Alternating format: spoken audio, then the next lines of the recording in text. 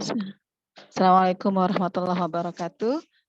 Baik, untuk materi sistem pakar di pertemuan kedua, tema yang akan kita pelajari adalah sistem berbasis aturan. Gitu ya. Ini sebenarnya di mata kuliah kecerdasan tiruan di tema sistem pakar sudah pernah saya singgung, tapi masih sekilas saja. Nah, sekarang kita akan mencoba bagaimana membuat pohon keputusan, gitu ya. Oke, pada sistem berbasis aturan atau rule based system ini menggunakan modus ponens yang sebagai dasar untuk memanipulasi aturan, gitu ya. Nah, modus ponens ini sebenarnya sudah kalian pelajari di mata kuliah logika informatika atau di mata kuliah matematika logika. Nah, bentar. Nah, di sini pada penyesuaian pola atau pattern matching, sistem berbasis aturan itu melakukan proses reasoning mulai dari fakta awal sampai menuju pada kesimpulan. Nah, dalam proses ini mungkin akan dihasilkan fakta-fakta baru menuju pada penyelesaian masalah. Jadi dapat disimpulkan bahwa proses penyelesaian masalah pada sistem berbasis aturan itu menciptakan sederet fakta-fakta baru yang merupakan hasil dari sederetan proses inferensi, sehingga membentuk semacam jalur antara definisi masalah menuju pada solusi masalah. Kita lihat misalnya sebagai contoh, ini adalah contoh sebuah sistem peramalan cuaca yang dibangun dengan sistem berbasis pengetahuan untuk mengetahui apakah keadaan cuaca pada 12 sampai 24 jam ke depan, gitu. Ya. Sekarang kita lihat di rule pertama, if suhu udara sekitar di atas 32 derajat Celcius. Nah, ini adalah kondisinya ya. Yang ini adalah kondisinya. Nah, kondisinya hanya satu, suhu udara di sekitar di atas 32 derajat Celcius. Nah, dengan satu kondisi langsung mendapatkan kesimpulan yaitu cuaca adalah panas. Jadi kalau suhunya di atas 32 derajat Celcius, cuaca panas. Nah, terus rule kedua, jika kelembapan udara relatif di atas 65%, maka udara sangat lembab. Nah, kita lihat ya. Di rule pertama, gejala pertama atau ciri yang pertama langsung mendapatkan kesimpulan atau hasil yaitu panas. Ya, cuaca adalah panas. Rule kedua ini ciri-cirinya kelembapan udara relatif di atas 65%. Hanya ada satu ciri saja. Nah, langsung mendapatkan hasil atau kesimpulan yaitu udara sangat lembab. Nah, sekarang kita lihat di rule ketiga, cuaca panas dan udara sangat lembab. Nah, ini dia berubah peran. Yang awalnya cuaca panas ini merupakan hasil atau kesimpulan, tapi di rule ketiga dia berperan menjadi ciri.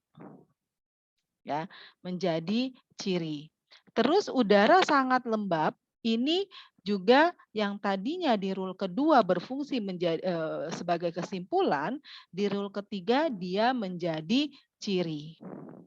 Ya, artinya kalau kita mau diringkas ya atau disederhanakan, untuk rule ketiga itu bisa kita buatnya begini. If rule 1 dan rule 2, maka sangat mungkin terjadi badai. Atau bisa juga kita buat kesimpulan seperti ini. Kalau misalnya kita perluas ya, cuaca panas itu kan gejalanya adalah ini. Berarti if suhu udara sekitar di atas 32 derajat Celcius dan atau N kelembapan udara relatif di atas 65%, maka sangat mungkin terjadi badai. Jadi bentuk-bentuk rule, bentuk ciri itu bisa kompleks ya, bisa sederhana, bisa kompleks. Jadi peranan yang tadinya dia berfungsi sebagai kesimpulan, dia bisa berubah menjadi ciri. Nah, rule-rule yang kondisinya seperti itu, yang tadinya fungsinya menjadi kesimpulan, akhirnya dia berubah menjadi ciri, itu ketajaman dari keakuratan sebuah sistem pakar itu akan semakin tajam, gitu ya, akan semakin mengerucut. Oke, nah sekarang kalau misalnya kita hanya ada rule 1 saja, tanpa ada rule 2 dan rule 3, maka sistem berbasis pengetahuan itu nggak berarti apa-apa, gitu. Karena hanya ada satu, ya, hanya ada satu. Artinya apa? Dia hanya memiliki satu kemungkinan saja, satu alternatif saja. Ibaratnya seperti ini, ketika kalian mau mendeskripsikan sebuah binatang, misalnya gajah, kita mau mendefinisikan gajah, tapi hanya ada satu rule saja. Jika jika hewan berbadan besar, maka gajah. Apakah itu bisa mewakili ciri-ciri dari seekor gajah? Tidak kan? Ya, artinya ketika kita mau mendeskripsikan ciri-ciri dari gajah, harus semakin banyak ciri-ciri, ya, uraian-uraian dari deskripsi gajah semakin banyak, maka keakuratan definisi tersebut akan semakin tajam, gitu ya. Oke. Nah, karena itu sistem berbasis pengetahuan itu ya harus terdiri atas sekelompok aturan yang membentuk rangkaian aturan rule chain. Ya, jadi ada perubahan tugas ya yang tadi saya sudah sampaikan, yang tadinya dia berperan sebagai ciri-ciri atau gejala, ya. Yang tadinya dia berperan sebagai kesimpulan, akhirnya berperan sebagai ciri-ciri atau gejala.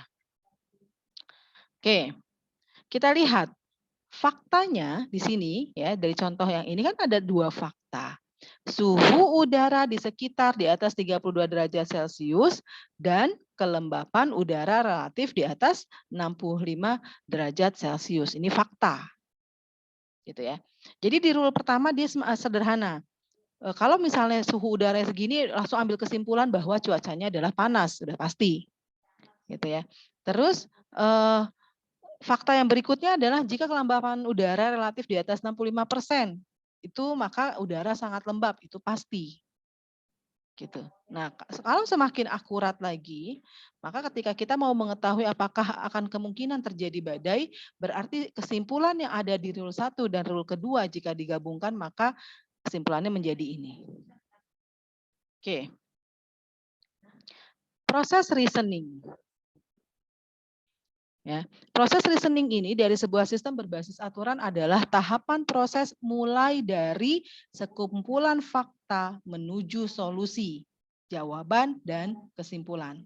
Ingat ya, kalau saya tadi sampaikan, sekumpulan fakta berarti ciri-ciri atau gejala-gejala. Hasil dari deskripsi atau uraian ciri-ciri dan gejala-gejala, maka akan menghasilkan solusi, jawaban, dan kesimpulan.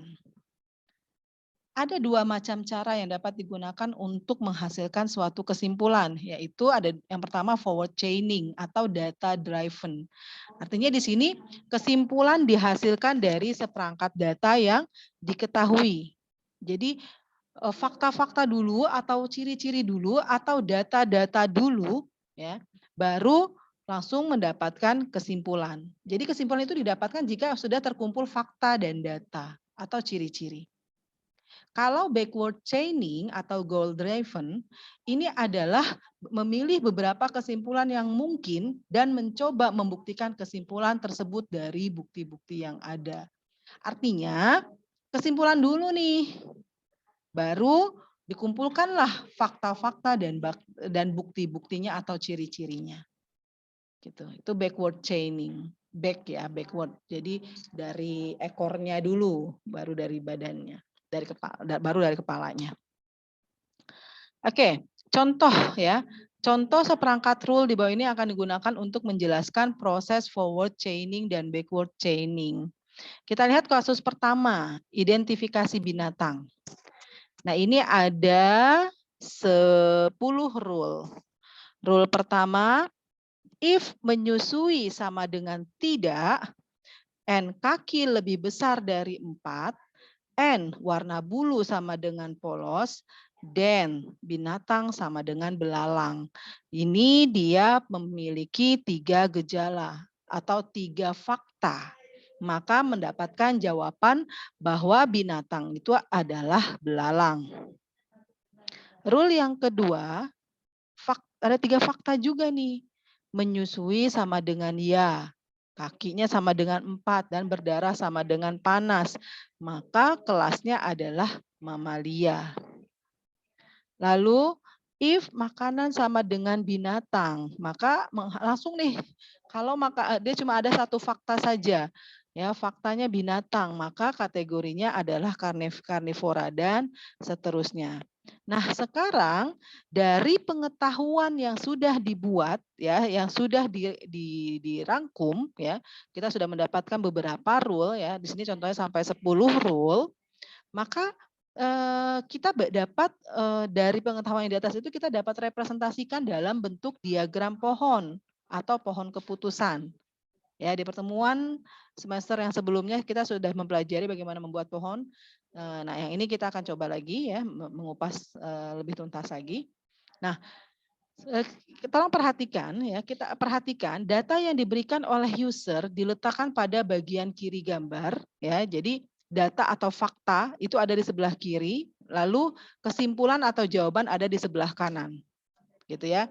Nah, beberapa data ini dihubungkan dengan kesimpulan memiliki tanda penghubung lengkung mewakili hubungan N, sedangkan tanpa penghubung lengkung mewakili OR. Sedangkan intermediate facts ya atau parameter diletakkan di tengah-tengah di antara data dan kesimpulan.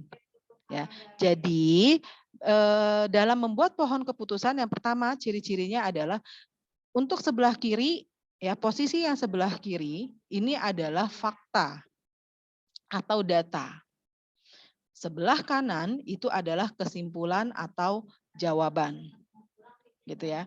Nah, kalau kesimpulan memiliki tanda kalau untuk hubungan N kan di sini untuk rule dia bisa saja logikanya ada N atau ada OR. Kalau N itu dihubungkan dengan tanda lengkung. Ya, untuk N itu dihubungkan dengan tanda lengkung. Sedangkan kalau tanpa penghubung lengkung dia mewakili OR. Ya, tanpa ada lengkung dia mewakili OR. Nah, kalau intermediate facts atau parameter yang diletakkan di atau parameter itu diletakkan di tengah-tengah di antara data dan kesimpulan. Artinya parameter ini atau intermediate facts ini adalah yang tadinya dia berperan sebagai fakta, lalu dia berperan, yang tadinya dia berperan sebagai kesimpulan, yang tadinya dia berperan sebagai kesimpulan, akhirnya dia berperan menjadi fakta atau data. Itu yang disebut dengan intermediate facts. Maka posisinya ada di tengah-tengah. Gitu. Ya. Kalau yang di semester sebelumnya saya mengajarkan membuat pohon keputusan itu adalah posisinya dari atas runtun ke bawah. Kalau yang ini kita akan posisinya dari kiri, tengah, dan kanan. Gitu ya. Oke. Nah, dari fakta-fakta yang telah tersedia atas bagaimana sistem pakar melakukan proses tracing dari satu fakta ke fakta berikutnya dengan menggunakan rule yang telah ditentukan sehingga menghasilkan suatu kesimpulan. Itu biasanya menjadi pertanyaan-pertanyaan. Nah, proses ini itu biasanya dikenal dengan istilah reasoning. Oke. Forward reasoning ya. Dalam forward reasoning tadi kan kalau forward itu berarti fakta-fakta atau data-data dulu baru dapatkan kesimpulan. Ingat ya, forward. Kalau backward, kesimpulan dulu baru dirinci fakta-fakta dan data-datanya.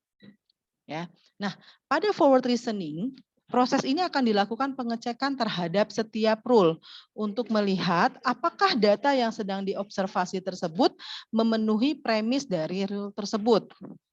Jika memenuhi, maka rule ini akan dieksekusi untuk menghasilkan fakta baru yang mungkin akan digunakan oleh rule yang lain. Nah, proses pengecekan rule ini disebut sebagai rule interpretation. interpretation. Ya, jadi pada sistem berbasis pengetahuan, rule interpretation ini dilakukan oleh inference engine. Oke, kita di sini ada fungsi masing-masing step ya untuk gambar untuk yang ini ya. Jadi yang pertama adalah matching. Pada step ini setiap rule yang ada pada basis pengetahuan dibandingkan dengan fakta-fakta yang diketahui untuk mencari rule mana yang memenuhi, ya, atau istilah memenuhi berarti situasi, premis atau antecedent bernilai benar. Oke, kita akan buat seperti ini ya. Sekarang saya PowerPoint-nya terlebih dahulu sebentar. Oke.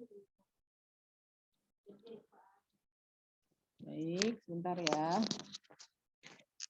Kita lihat dulu.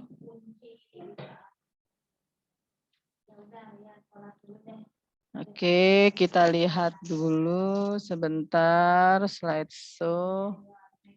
Oke, nah kita lihat ya. Oke, kita lihat di sini di rule pertama ada 3 fakta, yaitu menyusui, kaki, dan warna bulu. Nah, di beberapa rule juga ada fakta tentang menyusui. Sekarang kita lihat di sini menyusui itu ada 2 option, yaitu menyusui sama dengan tidak, artinya tidak menyusui, dan menyusui. Ya, jadi ada 2 option. Sekarang kita buat dulu nih. Ya, langkah awalnya adalah kita buat dulu untuk fakta menyusui ada 2 kemungkinan, iya dan tidak. Kita lihat di sini iya dan tidak ya. Di sini ada lagi nggak selain iya dan tidak? Untuk kategori menyusui tidak ada kan? Berarti kita tulis menyusui ya dan tidak. Itu langkah awal. Berikutnya kita lihat untuk kaki.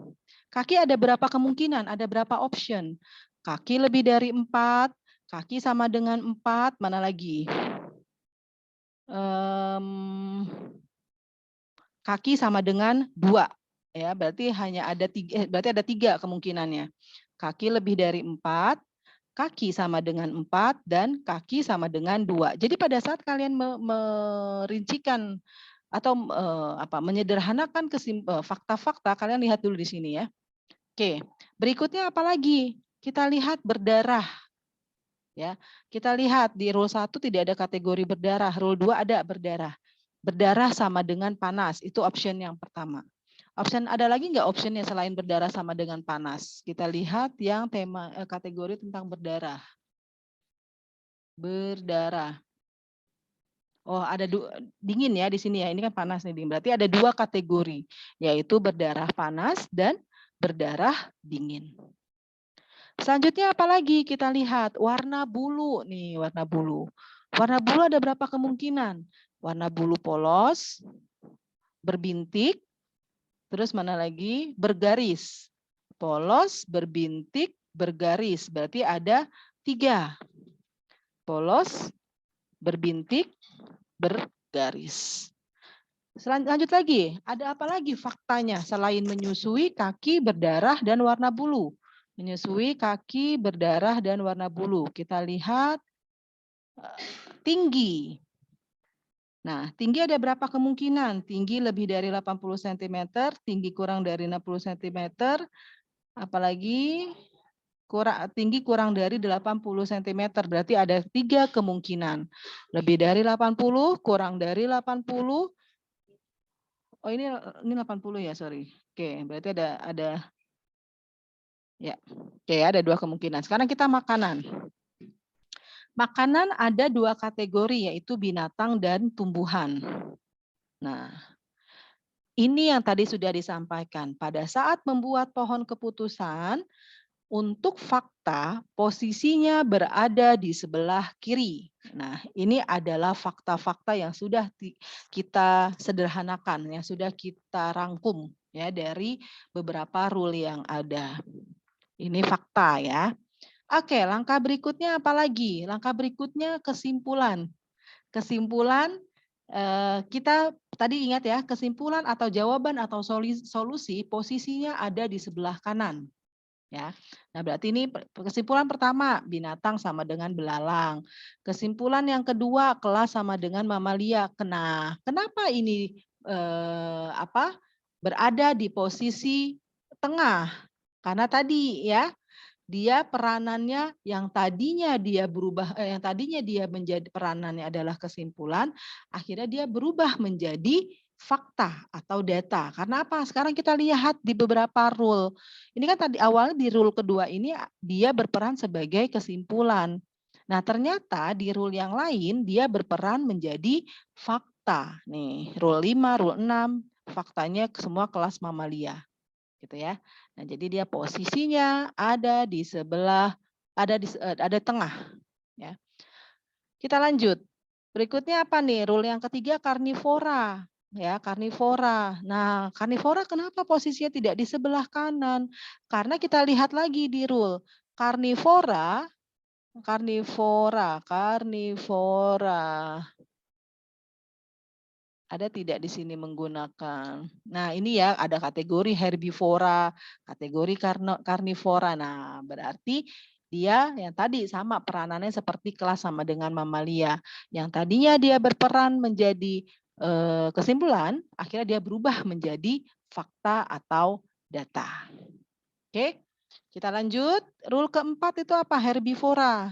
Nah, ini rule keempat herbivora. Kita lihat lagi rule kelima, kesimpulannya apa? Harimau. Nah, kita tulis dulu. Binatang sama dengan harimau. Terus berikutnya rule keenam, binatang sama dengan kuda. Rule ketujuh, binatang sama dengan zebra. Rule kedelapan, binatang sama dengan kucing. Rule ke-9, binatang sama dengan elang. Rule ke-10, binatang sama dengan salmon. Oke, baik. Fakta sudah kita tulis, kesimpulan sudah kita masukkan gitu ya. Yang berperan di tengah-tengah sudah kita masukkan. Sekarang kita buat garisnya yang menghubungi setiap fakta untuk mendapatkan kesimpulan. Kita mulai dari rule pertama. Rule pertama itu belalang, berarti kita fokus di sini ya, belalang. Menyusui sama dengan tidak. Nah, berarti kan ini kan tidak, maka nanti garis dari menyusui tidak menyusui terhubung di belalang. Nah, ini ya. Nah, selanjutnya, fakta yang berikutnya kaki. Ini N ya, N. Ingat tadi, kalau logikanya adalah N atau kalau kondisinya adalah N, maka nanti dia akan ada lengkungnya, gitu ya.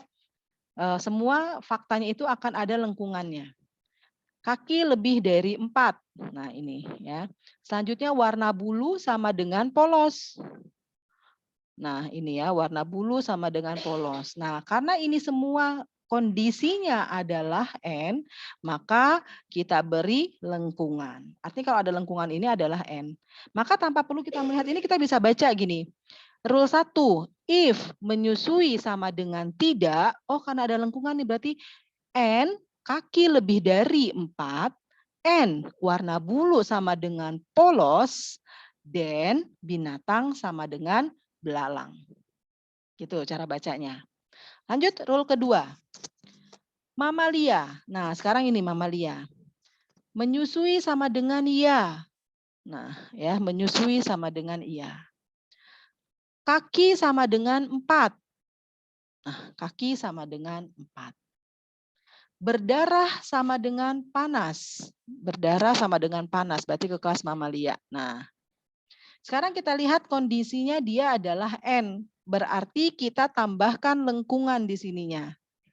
Nah, ya berarti dibaca, kita bisa baca nih. Menyusui sama if menyusui sama dengan ya N. Kaki sama dengan 4, N berdarah sama dengan panas, dan kelas sama dengan mamalia. Bisa dipahami nggak sampai di sini ya? Oke, kita lanjut lagi. Rule ketiga. Untuk karnivora, makanan sama dengan binatang. If makanan sama dengan binatang untuk karnivora, berarti langsung saja kan terhubung kan ini ya, posisinya. Oh ini tadi sudah ya, posisinya. Nah, binatang ke karnivora. Oke, lanjut rule kelima, rule keempat. Makanan sama dengan tumbuhan, kategori herbivora. Berarti ya udah langsung terhubung tumbuhan dengan herbivora. Oke. Kita lanjut rule kelima. If kelas sama dengan mamalia. Nah, ini yang tadi ya, yang sudah saya sampaikan. Yang tadinya peranannya dia berfungsi sebagai kesimpulan, akhirnya dia menjadi berubah peran menjadi fakta. Kelas kita mau ke harimau ya, Bidanta sama dengan harimau. Berarti kelas sama dengan mamalia. Nah, maka mamalia akan terhubung ke harimau. Warna bulu sama dengan berbintik. Warna bulu sama dengan berbintik. Ya. Oke, berarti ke harimau. Selanjutnya tinggi lebih dari 80 cm. Lebih dari 80 cm. Maka ini akan terhubung ke harimau. Nah, maka binatang, nah kita lihat kondisinya adalah N, semuanya N. Maka dia memiliki lengkungan. Nah, gitu ya. Kita lanjut untuk rule yang keenam yaitu definisi tentang kuda. Ya, kuda. Nah ini kuda. Kelas sama dengan mamalia, berarti dari sini ke kuda ya, nyambung. Oke. Selanjutnya warna bulu sama dengan polos. Warna bulu sama dengan polos. Nah, selanjutnya tinggi lebih dari 80 cm. Oke, nah ini. Karena ini kondisinya adalah N, maka ada lengkungan. Nah, kita lanjut. Rule yang ketujuh, zebra. Zebra, kelas sama dengan mamalia. Kelas sama dengan, berarti dari sini ya. Sini ke zebra, terhubung ke zebra. Nah, kategori herbivora. Nah, ini. Dia hubung ke zebra. Nah, terus warna bulu sama dengan bergaris. Nah, ini ya, bergaris dia ke zebra. Oke. Tinggi lebih dari 80 cm ini. Nah, kita lihat kondisinya apa? N semua. Maka diberikan lengkungan semua. Oke, paham? Kita lanjut. Sekarang kucing. Kucing kelas sama dengan mamalia. Ini kucing ya, kelas sama dengan mamalia. Nah, terus kategori karnivora. Karnivora, nah ini terhubung. Warna bulu, nah untuk warna bulu ternyata dia punya 3 kemungkinan, yaitu polos, berbintik, sama bergaris. Kondisinya apa? Kondisinya OR. Berarti semua polos, berbintik, dan bergaris itu terhubung, tapi tidak ada lengkung. Ingat ya, kalau OR, nah seperti ini nih, terhubung semua nih. Saat polos, berbintik, bergaris, terhubung ke kucing. Tapi yang ini tidak menggunakan tanda lengkung. Artinya dia menandakan bahwa kondisinya adalah OR, bukan N. Ya, paham ya sampai di sini ya? Oke, kita lanjut. Tinggi kurang dari 80 cm. Nah, ini. Ya, kita lihat dari kelas ke kategori dia N. Kategori ke warna bulu N. Yang OR cuma pas di warna bulunya saja ya. Terus tinggi kurang dari 80 cm. Berarti ini semua kita kasih lengkung. Karena kondisinya adalah N. Gitu ya. Oke. Oke, selanjutnya elang. Kaki sama dengan 2. Nah, kaki sama dengan 2 ini ya. Kaki sama dengan 2, dia ke elang. Berdarah sama dengan panas ini. Ya. Terus warna bulu sama dengan berbintik. Nah, terus OR. Nah, ini kan kondisinya N. Dari sini OR menyusui sama dengan tidak. Oke, sekarang kita lihat nih menyusui sama dengan tidak ya. Sekarang kita lihat lengkungannya. Nah, yang dilengkungkan itu tidak semua. Yang menyusui sama dengan tidaknya nggak dikasih lengkungan. Karena apa? Karena di sini kondisinya adalah OR. Gitu ya. Jadi paham ya, kalau yang N dia di setiap rule yang terhubung atau garis yang terhubung diberikan lengkungan. Tapi kalau kondisinya OR tidak diberikan lengkungan. Contohnya ini tadi OR ya, tidak pakai lengkungan. Nah ini pas bagian menyusui tidak pakai lengkungan karena dia kondisinya adalah OR. Lalu binatang salmon. Berdarah sama dengan dingin. Nah, ini berdarah sama dengan dingin. Oke. Terus tinggi kurang dari 80 cm. Nah, kita lihat kondisinya apa? Kondisinya adalah N. Nah, oke, selesai. Jadi, ini adalah cara membuat pohon keputusan. Ya, ini adalah cara membuat pohon keputusan. Bisa ya dipahami ya? Oke, kita lanjut yang terakhir. Kita lanjut. Ya. Nah, konflik resolution pada langkah pertama itu sangat mungkin dihasilkan suatu kondisi di mana beberapa rule dipenuhi. Nah, konflik resolution ini dia bertugas mencari rule mana yang memiliki prioritas tertinggi yang berpotensi untuk dieksekusi. Jadi nanti dari pohon keputusan nanti yang di atas tadi kita bisa kita cari nih mana yang rule mana nih yang memiliki prioritas yang paling tinggi. Artinya kalau prioritas yang paling tinggi itu adalah yang memiliki definisi yang paling tajam, ya, atau yang memiliki fakta yang banyak, gitu. Artinya kalau semakin banyak fakta, maka keakuratan dari sebuah jawaban atau kesimpulan itu semakin akurat, semakin tajam. Gitu. Makanya dari urutan rule yang sudah kita sudah buat pohon keputusannya, kita bisa langkah selanjutnya adalah kita cari rule mana nih yang memiliki prioritas tertinggi. Berikutnya adalah execution. Execution ini adalah langkah terakhir dari proses forward reasoning, yaitu eksekusi atau veering dari rule. Nah, proses ini menghasilkan dua kemungkinan, yaitu fakta baru diturunkan dan ditambahkan fact base atau rule baru yang dihasilkan dan ditambahkan ke knowledge base. Yang tadi peranannya, yang tadinya berperan sebagai kesimpulan akhirnya dia berubah menjadi fakta. Oke, kita lihat. Misalnya di sini ada database menyusui sama dengan ya, jumlah kaki sama dengan 4, berdarah sama dengan panas, warna bulu sama dengan berbintik, tinggi sama dengan 20 cm, gitu ya. Makanan sama dengan binatang. Ini saya coba copy dulu ya, sebentar.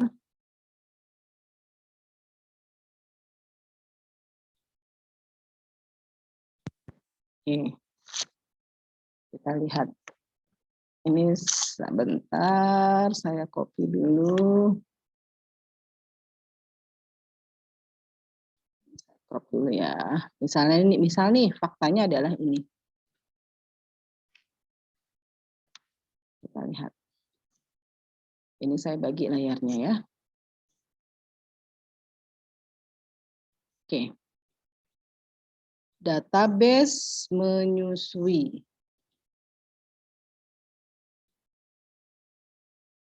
Menyusui sama dengan ya. Jumlah kaki sama dengan 4, kemungkinan rule berapa nih? Menyusui sama dengan ya, jumlah ini bisa jadi kemungkinannya rule 2. Berdarah sama dengan panas. Nah, jadi 3 kesimpulan ini saja, menyusui sama dengan ya, jumlah kaki sama dengan 4, berdarah sama dengan panas, berarti kesimpulannya apa? Kesimpulannya adalah kelas sama dengan mamalia. Nah, kalau sudah, sekarang kita lihat lagi di rule yang lain. Mana saja yang kelas sama dengan mamalia? Oh, ada kemungkinan 5, rule 6, ya, dan rule 7, ya. Rule 5, rule 6 dan rule 7. Sama rule 8. Nah, sekarang kita lihat warna bulu sama dengan berbintik. Sekarang kita lihat di rule 5 warna bulunya berbintik nggak? Oh, ternyata benar. Berarti kemungkinan rule 5. Kita lihat di sini warna bulu sama dengan polos, berarti rule 6 bukan. Warna bulu bergaris berarti bukan. Warna bulu apa nih? Ada 3, polos, berbintik, or bergaris. Kalau atau kan boleh dipilih salah satunya. Berarti kemungkinan rule 5 dan rule 8. Kita tambah lagi nih. Tinggi sama dengan 20 cm. Tadi rule 5 sama dengan rule 8 kemungkinannya ya. Tinggi sama dengan 20 cm. Berarti kalau tinggi sama dengan 20 cm, itu kan posisinya adalah kurang dari 80 cm gitu kan. Nah, berarti sudah pasti bahwa kalau faktanya yang ini, maka akan mendapatkan hasilnya adalah rule 8. Jadi fakta ini kesimpulannya apa? Kesimpulannya adalah kucing. Nah, sekarang kalau kita lihat di sini, eksekusinya kalau kita buat table ya, execution cycle-nya, yang pertama menyusui jumlah kaki 4, berdarah panas gitu ya. Nah, maka ya dia mendapatkan rules-nya adalah 2. Rule 2. Ya, rules 2. Oh, ini makanannya sama dengan binatang berarti rule 3. Berarti ada 2 ya. Rule 2 sama rule 3. Nah, ini rule 2 sama rule 3. Selected rule-nya apa? Selected rule-nya adalah 2. Dia faktanya adalah kelas mamalia. Makanya tadi saya bilang untuk sampai dari menyusui jumlah kaki dan berdarah ini sudah mendapatkan kelasnya sama dengan mamalia. Ya. Terus untuk makanan sama dengan binatang, ini kan ada 2 kemungkinan, 2,3 untuk 2 berarti kelas mamalia. 2 artinya ini 2,3 itu rule 2 sama rule 3 yang memenuhi definisi yang ada di sini ya. Nah, kalau rule 2, nih selected rule-nya kalau yang diseleksi adalah rule 2, maka kelasnya adalah mamalia. Kalau yang diseleksinya ada rule-nya adalah 3, rule 3, maka kategorinya sama dengan karnivora ini. Nah, sekarang kita lihat lagi tadi kan tambahan warna bulu berbintik sama tinggi sama dengan 20 cm. Yang tadi kan di sini mamalia kan? Kelas mamalia, warna bulu, terus tingginya kurang dari 80, berarti rule 8. Ini salah ya, bukan 7 ya, ini 8. Jadi 2,3,8, di sini 8 ya. Maka selected rule-nya adalah 8. Jadi binatangnya sama dengan kucing. Gitu. Nah, ini hasil penelusuran dengan menggunakan forward reasoning.